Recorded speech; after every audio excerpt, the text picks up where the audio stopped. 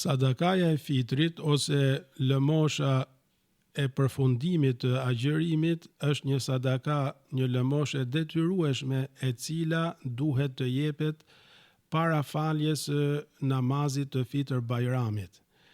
Kjo lëmoshë shërben si pastrim për agjëruesin nga mangësitë gjatë agjërimit dhe si ndihmë për nevojtarët me rastin e festës së Fitr Bajramit.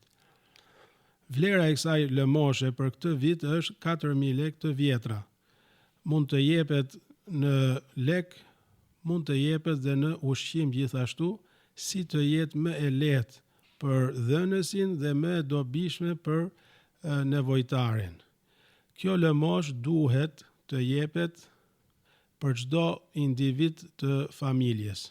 Pra, kryefamiljari duhet ta japë atë nga ana e tij dhe nga ana e të gjithë pjesëtarëve të familjes që janë në përgjegjësinë dhe në kujdesin e tij.